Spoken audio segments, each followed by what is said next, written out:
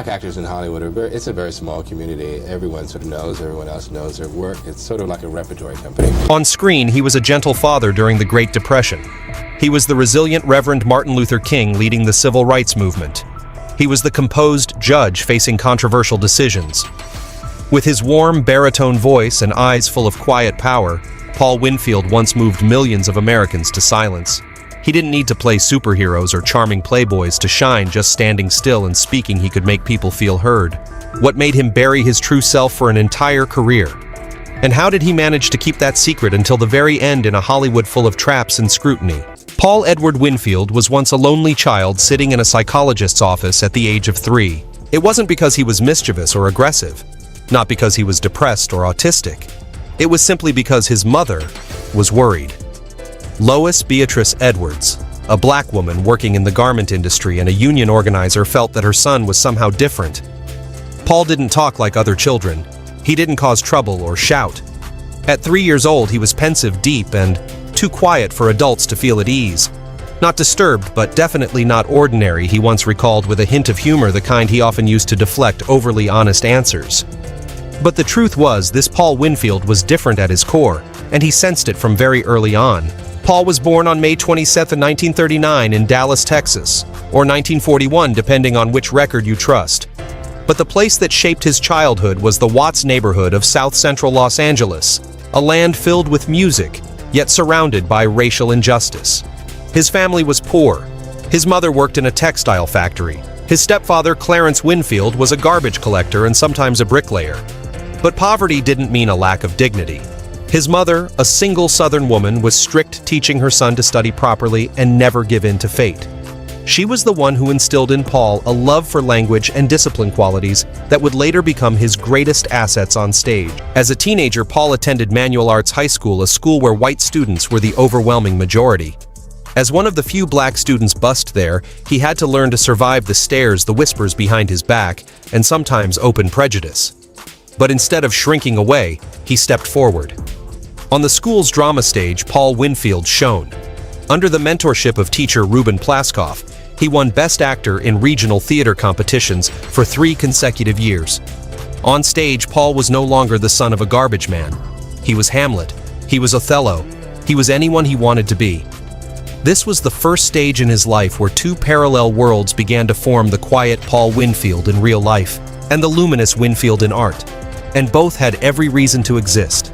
Because of his outstanding achievements, Paul was offered a full scholarship to Yale University. He never stayed long enough at any of them to graduate. He studied until he learned what he needed, then moved on.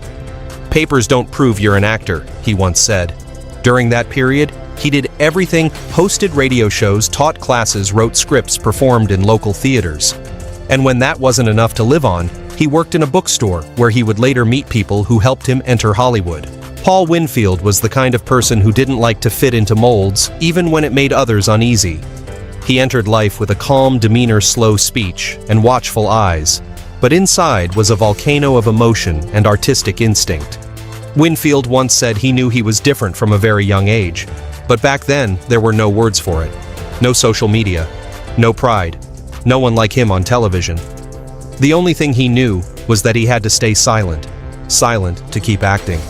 Paul fell in love with cinema early on, not only for its magic, but because of one experience that forever changed his understanding of what it meant to be black in America. In 1949, when he was just 8 years old, Paul went with his friends to see Home of the Brave, one of the rare Hollywood films at the time featuring a black actor, James Edwards, in a leading, dignified role. The character was an American soldier in World War II, not a servant, not comic relief. The black audience in the theater was stunned. No one wanted to sit upstairs, the section reserved for colored people under the unwritten Jim Crow rules. They moved down to the main seats, demanding to sit alongside the white audience. Not out of rebellion, but because for the first time someone who looked like them stood in the center of the screen with full human dignity. In that moment, cinema achieved what the law had not. It made a community recognize its own worth. Paul never forgot that. From that moment on, film was no longer mere entertainment. It was a weapon, a voice, a place where he could be someone else and still be himself. When the cameras turned off, he returned to his small Hollywood apartment. No girlfriend, no family, no applause, only him and a loneliness he couldn't name.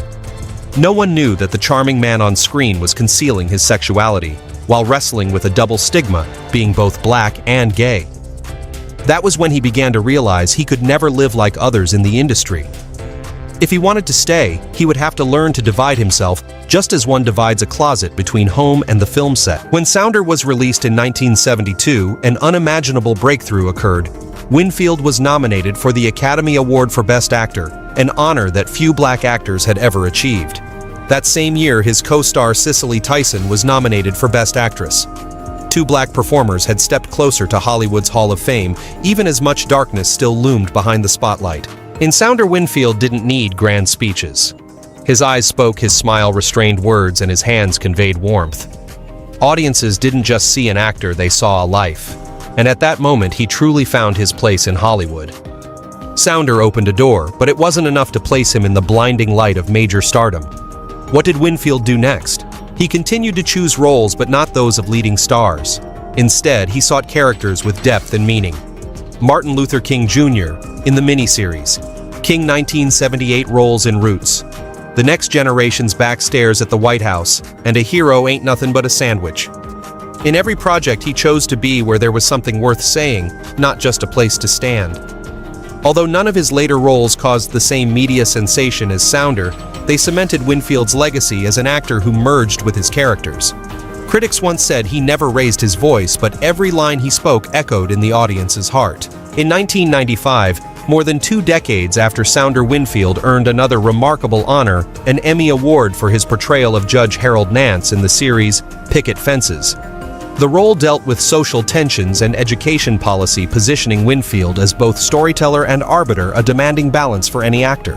What was special about his journey was that Winfield never allowed his name to be stabilized as that of a Hollywood star. He was never media famous. On set, he carried a small backpack, lived simply, caused no scandals, and rarely attended parties. Paul Winfield, one of the first black actors to openly identify as gay after establishing a successful career, has died at age 62. He shared nearly 30 years of his life with his partner Charles Gillen Jr. It was the first time the American press described him exactly as he was. Not as a rumor, not as speculation, but as truth spoken with respect. And in the irony of fate, only after his death did Hollywood begin to publicly honor him as a quiet, pioneering icon for black gay actors. A year later, at the Black Gay Pride Memorial in Atlanta, Sounder was screened in a small theater. When Paul Winfield's smiling face appeared in the reunion scene with his son, the audience applauded not for the film itself, but because they knew that at last the man on the screen could simply be himself, no longer needing to hide. Paul Winfield was known for being willing to film anywhere, to work endlessly without rest. But behind that discipline was a fear of emptiness. In one of his final interviews in 2003, he said, "If I stop working, I have to sit with myself. And I'm not sure I want to hear what I'm thinking." Those were the words of a man who had learned to live with 2 voices in his head, one for the world and one for himself.